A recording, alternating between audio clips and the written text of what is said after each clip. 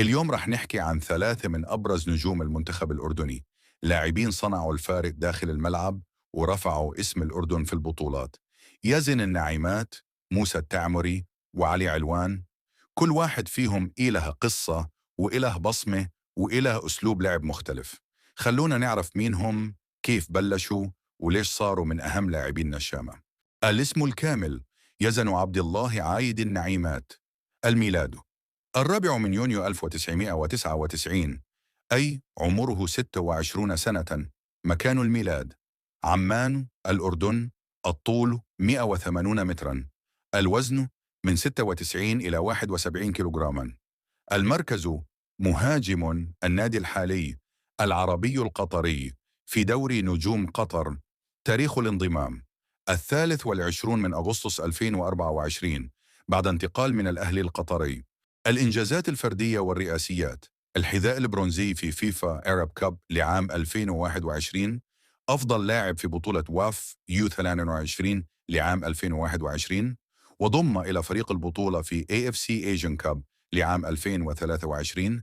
على المستوى الدولي: يلعب مع المنتخب الأردني منذ عام 2021، وسجل أكثر من 24 هدفاً في أكثر من 70 مباراة للنشامة.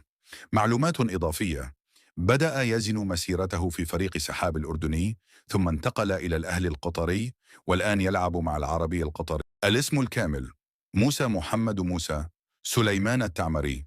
الميلاد: 10 يونيو 1997، أي عمره من 27 إلى 28 سنة.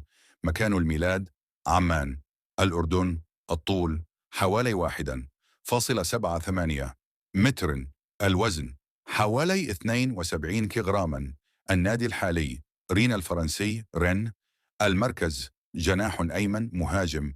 المهارات: معروف ببراعته في المهارات الفردية والتسديدات القوية وصناعة الفرص.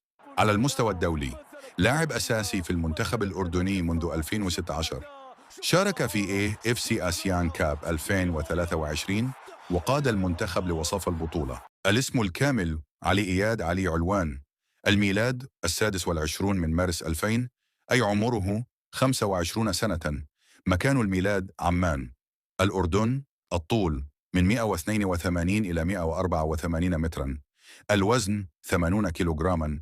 النادي الحالي: الكرما العراقي، الكارما SC. المركز: مهاجم جناح. على المستوى الدولي: لاعب أساسي في المنتخب الأردني منذ 2020، ساهم في تأهل الأردن لأول مرة لكأس العالم 2026، وسجل هاتريك مهم في التصفيات. الإنجازات الفردية: الحذاء الذهبي كأفضل هداف في فيفا أرب كاب 2025 برصيد 6 أهداف.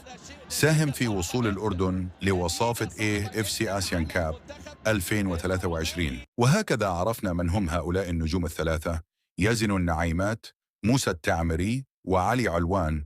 لاعبون رفعوا اسم الأردن عالياً، وكل واحد منهم له أسلوبه الخاص ومهاراته الفريدة داخل الملعب. مع دعم الجمهور وتشجيعهم، يظل منتخب الأردن دائماً قادراً على المنافسة، وهؤلاء النجوم سيستمر